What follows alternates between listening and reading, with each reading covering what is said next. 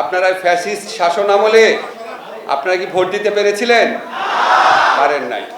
এই বেদনা অত্যন্ত দৃঢ়ভাবে আমাদের অনেক মনে আছে। গত 3টা ইলেকশনে 15টা বছর ফ্যাসিস্ট সরকার কাউকে ভোট দিতে দেয় নাই। একবার করেছে রাতের ভোট, একবার করেছে প্রতিদ্বন্দ্বী ছাড়া একক ভোট, আরেকবার করেছে আপনার আমি ডামির একটা ভুয়া ভোট।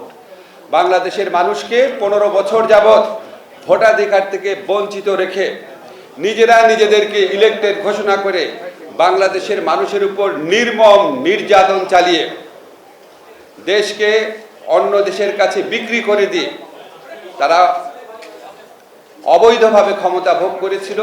আজকে জুলাই গণঅভ্যুত্থানে আমাদের ছাত্র জনতার অসীম আত্মত্যাগী ভূমিকার কারণে আমরা একটা নতুন সময়ে উপস্থিত হয়েছি, যেখানে আমাদের ভোট দেওয়ার সুযোগ সৃষ্টি হয়েছে। এই সুযোগ কোনোভাবেই হারানো চলবে না। ভোট দেওয়া মানে হচ্ছে আপনার সরকার আপনি নির্ধারণ করবেন, আপনার জনপ্রতিনিধি কে হবে, কে সংসদে গিয়ে আপনার কথা বলবে, সেটা আপনি ঠিক করবেন। এটা আগে ঠিক করতো শেখ হাসিনা একজন ব্যক্তি, এখন বাংলাদেশের 18 কোটি মানুষ সেটা ঠিক করবে। ঠিক আছে? কাজেই আমরা অসাধারণ একটা নির্বাচন অনুষ্ঠান করার চেষ্টা করব। আমরা জাতীয় সংসদ নির্বাচনে যেই প্রার্থীকে আমাদের মনে চায়, যাকে ইচ্ছা আমরা ভোট দিব, কিন্তু আমরা ভোট দেওয়ার সময় খেয়াল রাখবো অন্যকে আমরা ডিস্টার্ব করব না, অন্যের ভোট দেওয়ার অধিকারকে কোনোভাবেই ক্ষুণ্ণ করব না। অন্যকে যদি ভোট দিতে বাধা দেন বা ক্ষুণ্ণ করেন, তাহলে আপনি শেখ হাসিনা হয়ে গেলেন। আমরা কি কেউ শেখ হাসিনা হতে চাই? কাজে আমরা সবার ভোটাধিকারও উন্মুক্ত রাখবো। এবার গণভোটের প্রসঙ্গে আপনাদের কিছু কথা বলি, আপনারা এটা খুব ভালো করে মনে রাখবেন। এইবারে নির্বাচনে 2টা ঐতিহাসিক ঘটনা ঘটছে। একটা হচ্ছে প্রথমবারের মতো প্রবাসী ভাইরা ভোট দিতে পারছে। সেকেন্ড হচ্ছে প্রথমবারের মতো জাতীয় নির্বাচন এবং গণভোট একসাথে অনুষ্ঠিত হচ্ছে। গণভোটটা কি এবং কেন?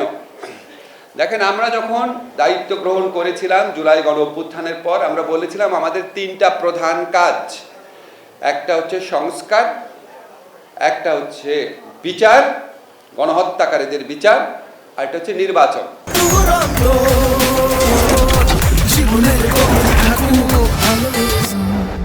এখন সংস্কার মানে কি? সংস্কার মানে হচ্ছে এমন একটা সিস্টেম দেশের মধ্যে ছিল, যেই সিস্টেমের মাধ্যমে আয়নাঘর সৃষ্টি করা যেত, বিচার বহির্ভূত হত্যাকাণ্ড করা যেত, গুম করা যেত, মিথ্যা হয়রানিমূলক গায়েবী মামলা প্রদান করা যেত, দিনের পর দিন বিচার না করে জেলে আটকে রাখা যেত, জেলে রেখে মারা যেত। এবং আমাদের যে বড় বড় যারা নেত্রী আছে, আপনারা জানেন বেগম খালেদা জিয়াকে পর্যন্ত ভুল চিকিৎসা করে মৃত্যুর দিকে ঠেলে দেওয়া হয়েছিল।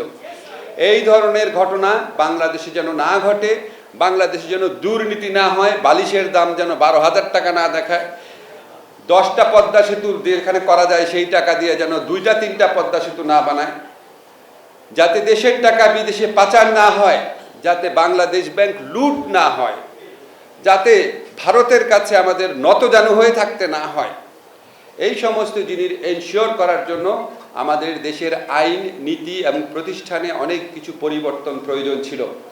যেসব পরিবর্তন আমাদের সরকারের পক্ষে সম্ভব আইন প্রণয়ন করে, ইনশাআল্লাহ তার অনেক কিছু আমরা করেছি। আপনারা জানেন বিচার বিভাগ স্বাধীনতার লক্ষ্যে অনেক পদক্ষেপ নেওয়া হয়েছে, স্বাধীন হিউম্যান রাইটস কমিশন তৈরি করা হচ্ছে। আমাদের এখানে ফৌজদারি কার্যবিধি, দেওয়ানি কার্যবিধির অনেক সংস্কার হয়েছে, লিগ্যাল এইডকে সম্প্রসারিত করা হচ্ছে। কিন্তু আরও বড় বড় সংস্কারের জন্য সংবিধানের পরিবর্তন প্রয়োজন। সংবিধান পরিবর্তন করার মতো ক্ষমতা অন্তর্বর্তীকালীন সরকারের নাই, কিন্তু আমাদের যে ক্ষমতা ছিল সেটা প্রয়োগ করে আমরা কোথায় কোথায় পরিবর্তন দরকার, বড় পরিবর্তন দরকার, সেটা সকল রাজনৈতিক দলের সাথে আলোচনা করে আমরা ঠিক করেছি জুলাই সনদে।